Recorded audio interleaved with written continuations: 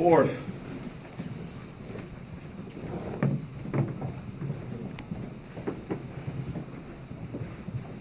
Oh, we're done, huh? Fourth in February. All right, this one.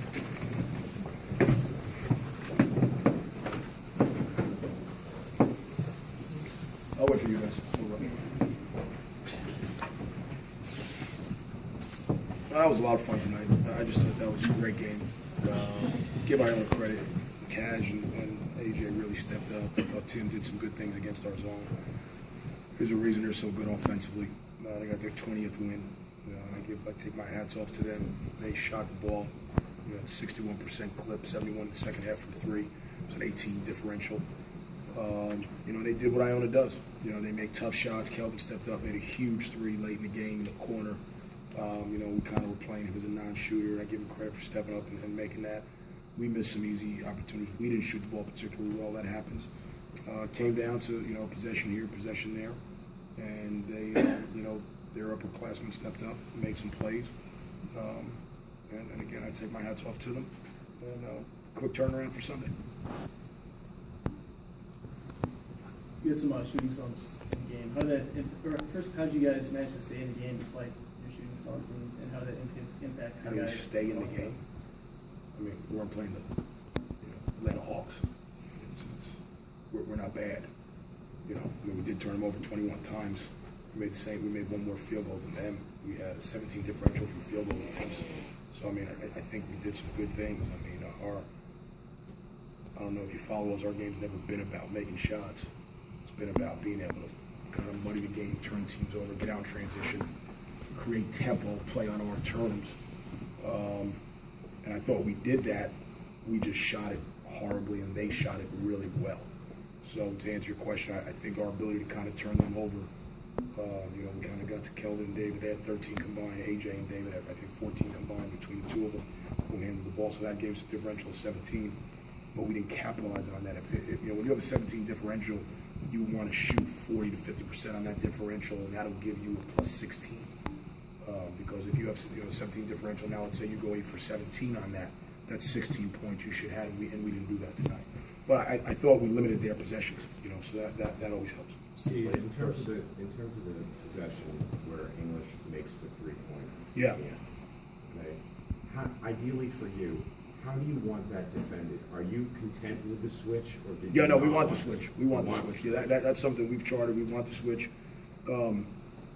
He made a terrific shot, and it's kind of one of those plays where, when you look at it, statistically, that shot shouldn't be, and it did tonight. It's a switch with a 6'9" guy switching out. Almost 70% of the time in pick and rolls with a 1-5 switch, the one is going to shoot a challenge jump shot, which he shot, and he made it. Give him credit. Take his hat off to. I take our hat off to that. It was a tough shot. Late in the game, you want to switch everything. You don't want to get caught in rotations with a team who shoots it that well. I would have liked to see maybe if us push up on him a little more and make him make a play at the rim. But that didn't happen. But that's what we have to live with the way we play. The one that I thought really hurt us was the Kelvin 3 in the corner. I think that put it up to 4. And I thought that was obviously the AJ one was huge, but the Kelvin one was really big. Emmy, after you guys take the lead, they take it right back. What is the emotional impact of that happening? They great offensively, obviously. That's their thing, and that's how. But we didn't come up with a stop, obviously, and they got a basket, so that's what happened. Steve, late in the first half, got closer, and then Tim went into a 2-3. Do you feel that may have affected momentum going into the locker room? I'm going to give them credit for everything they did tonight, because when we come in and we shoot 39% from the field, 25 from 3, 11% in the first half, I'm going to give the defense credit, and that's what happened. So every move he made tonight was the right move. Did we have some openings? Yeah, we didn't make the shot, but give Tim credit for that. They did a phenomenal job of kind of mixing it up, and I thought they disrupted our rhythm. I think we had like 7 turnovers in the first 6-7 minutes of the game, which is uncharacteristic of us. So we couldn't get our rhythm going. AP getting 2 early ones hurt us a little bit. So we couldn't establish our low post presence, and then I thought we settled a little bit for jump shots. Didn't shoot it well.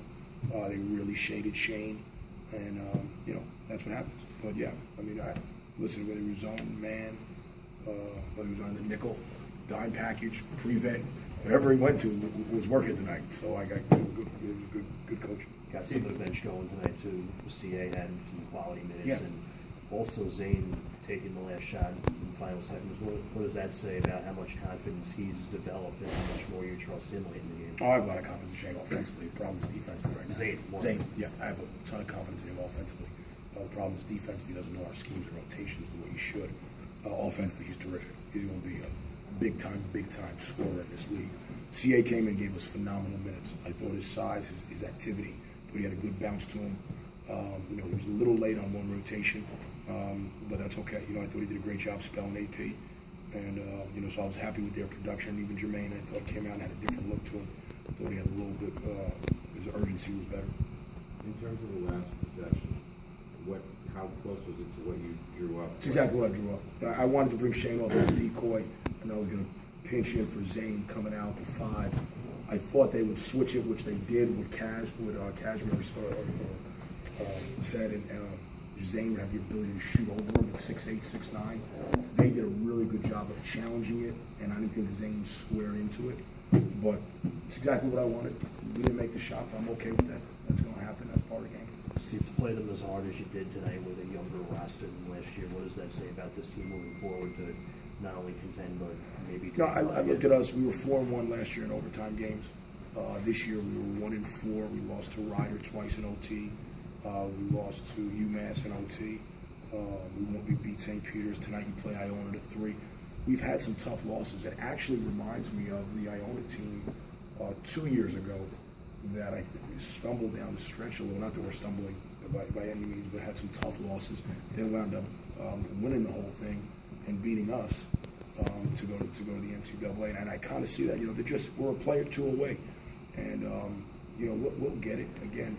I think, and I've said this. It's about how we're playing against the top of the league. Do I want to see Iona again? No. Do I want to see Ryder again? No. I don't want to see a lot of these teams again. But I don't know if they're begging for us either. You know, and that's kind of, you know, listen. I think everyone knows the respect I have for Iona and Tim. They shot 52%, 61 from 3. We shot 39 and 25. They out rebounded us. It was a 3-point game. So I think there's a lot of room for improvement on our end, and hopefully we can capitalize on that because I'm sure we'll be bumping into them. I one of the players. How great was it to play on a national stage? I mean, being that this is a mid-major conference, I mean, does that give you all like respect to say, well, you know, we defended MAC tournament champions, to say, okay, we can play, you know, our brand of basketball is just as good as anybody in the country? For one of the players, you said? Yeah. That's you guys.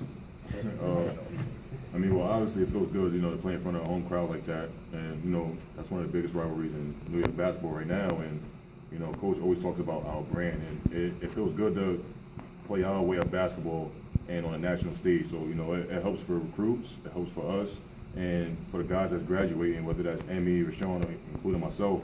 You know, we set a core for the younger guys coming up. You know, the brand is what's the biggest thing for us.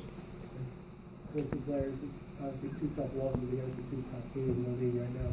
What do you guys take from that moving forward, and how close this team is right now? Learning process. And we got 2 tough losses against Ryder, overtime games.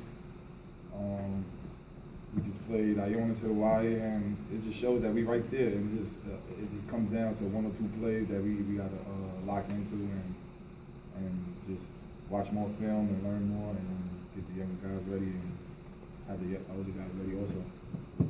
Dealing with coach somebody like Cedric on Cashmere and the other team, is there really any way to stop him from doing what he did, or is there anything different we might do with Iona coming up again in a couple of weeks to try and control somebody? We don't tell you what my scheme is already. Yeah, there's ways to stop. There's ways to stop LeBron. I mean, doesn't mean you're gonna do it. You know, listen, give him credit. He made tough shots. He had a great finish at the rim late in the game. You know, it's listen, when guys are going to shoot, you know, at the clip they did. Anyone is tough to beat. But, yeah, there are ways to stop them. We'll take our chances. We'll figure it out. With a loud environment like this, and Iona comes out and really races out of the gate, how first disheartening was it for you to, in front of your home crowd, see Iona jump up, and then what does it say about like that. Iona? I like that. For 14 years now, I've studied that. When teams get to double-digit leads in the first 4 minutes of the game, 70-some% of the time they wind up losing again. I actually like that. It gives gives teams false confidence, and they kind of think it could become so. That doesn't scare me one bit. It's a 40-minute game. It's not football. Where one turnover can cost you a game. We've seen 17-point leads, 9-point leads with a minute to go. What I care about is our style. Are we playing our style? Because if you're playing a certain way for 40 minutes, that's what a lot of people. You have to play for 40 minutes. They had leads tonight. We had leads tonight. That's the game of basketball. Do I want them to come out and be 18-0? No. But as long as we're playing our brand for 40 minutes, I'm good with it. I trust the process. You have to trust the process. You can't look for instant gratification. It's not instant coffee. It's not you say, okay, let's come out, we're going to shut them out. No, it's the process. Trust your process. See what it is, see where it gets you. And I thought it had us right there. Steve, in terms of your level, I know you're not crazy about the word mid-major, so above mid-major, whatever. Mid-major plus. Is it very unusual to see a team that is as offensively skilled as Iona? It's Tim Cluse. Tim Cluse is one of the best offensive minds in this game. The guy's a genius. Sean leads, Momo leads, Glove leads. Everyone who leads, it's Tim. I love the Iona kids. AJ English, man, he's as class act as they come. Talented, they're great. I love their guys. They really have a true love and affection for those guys. But it's Tim. Tim gets those guys in the right spots. There's a reason every year they're at the top in the country of offense, and it's Tim Cluse. It's as good as there gets offensively. It's not. I'd take him. If I had to take a coach to coach offense, I'm taking Tim Cluse. More. A lot of fun tonight, guys. Thanks for everyone coming out. It was just a great night of basketball. Thank you.